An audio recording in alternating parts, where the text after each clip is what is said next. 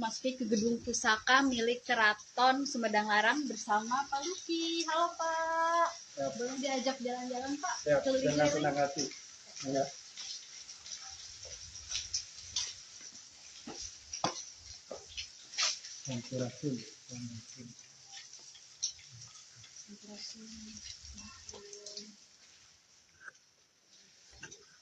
Nah ini yang tadi kita cerita di gedung Sinayati. Ini merupakan simbol legitimasi kekuasaan kerajaan Sunda tertinggi, yaitu mahkota kerajaan Sunda. Di mana mahkota ini diberi nama mahkota Binokasih Sangyang Pake. Mahkota ini dibuat pada masa kerajaan Galuh dan yang membuatnya adalah Prabu Bumisora tahun 1350. Ini yang aslinya Pak? Ini asli, ini terbuat dari emas dan yang pertama kali menggunakan mahkota Binokasih yaitu Prabu Wasti Kencana.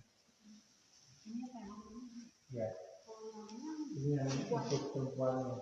Namanya juga sama? Nama Siger. Oh Siger. Ya. Oh ini berarti Siger asli itu waktu awal kayak gini ya? Iya, betul. Dan mahkota ini setelah Prabu Wasti Kencana sebagai raja kerajaan Galuh yang menggunakan mahkota dan diteruskan berestafet mahkota ini sesuai dengan kepemimpinan raja-raja Sunda. Dari Prabu Wasti Kencana diteruskan ke raja-raja Sunda seterusnya, termasuk Prabu Siliwangi. Prabu Siliwangi pun menggunakan mahkota Binokasih, di mana Prabu Siliwangi yang kita kenal luas bernama Prabu Sri Baduga Maharaja. Beliau nalendra besar. Sri Baduga Maharaja adalah raja kerajaan Galuh, beliau pun raja kerajaan Sunda. Oleh beliau, dua kerajaan besar ini disatukan menjadi kerajaan Sunda. Ibu kotanya dialihkan dari ibu kota Kawali di Ciamis dipindahkan ke Pakuan Pajajaran Bogor. Jadi mahkota ini masuk ke wilayah Bogor di kerajaan Sunda Pakuan Pajajaran. Nah, pada saat Raja Pajajaran terakhir yaitu Prabu Seda Mulya Surya Kancana memutuskan kepada Senopati Pajajaran untuk menyerahkan mahkota kerajaan Sunda dari Pajajaran ke Sumedang. Di rombongan besar Pajajaran masuk ke Sumedang Larang itu bertepatan pada bulan Ramadan tanggal 22 April 1578. Sumber primernya adalah naskah Warga Jagat.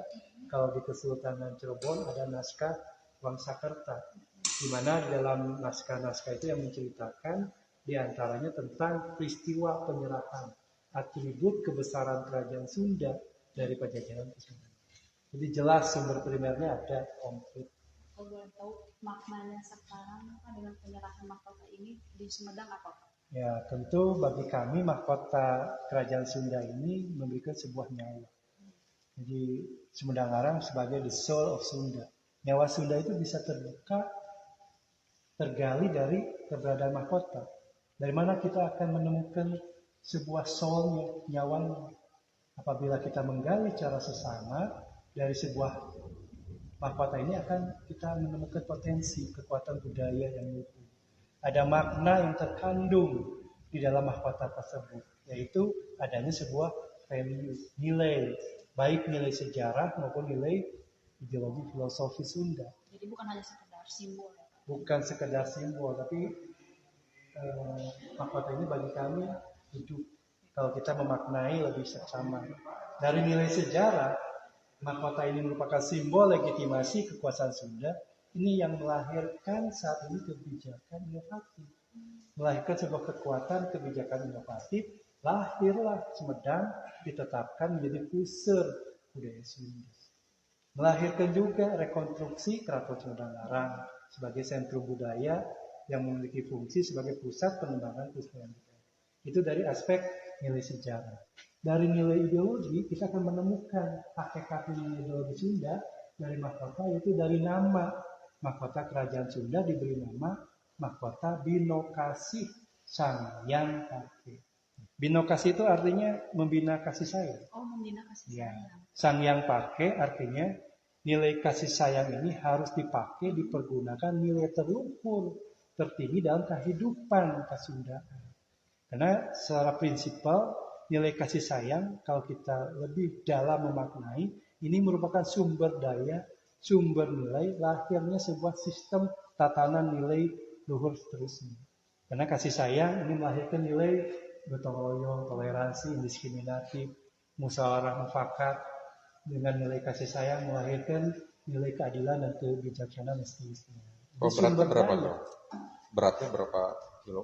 Ini kalau dari uji lab tahun 76, ini beratnya hampir 7 kilo 8 kilo. Mahkota binokasinya? Kalau mahkota binokasinya? Ya 1 kilo 2 kilo. Oh, betul nggak sih ini tuh mahkota, salah satu mahkota tertua di Asia Tenggara? Oh iya, saya mengakui itu karena kami merasa yakin, karena kami pun mendapat informasi dari Asia, terutama Asia Tenggara, mereka mengakui keberadaan mahkota binokasi mewakili Indonesia sebagai mahkota tertua di Asia Tenggara. Bapak boleh dilanjut mungkin Pak, kita kemana? Kita coba ini ke hujan. Nah ini hujan-hujan yang ada di tempat kami. Ini hujan ini sebetulnya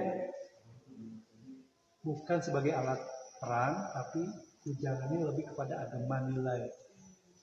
Hujan awalnya dari kudi. Ini kudi ini adalah alat pertanian. Kenapa alat pertanian jadi ageman Sunda?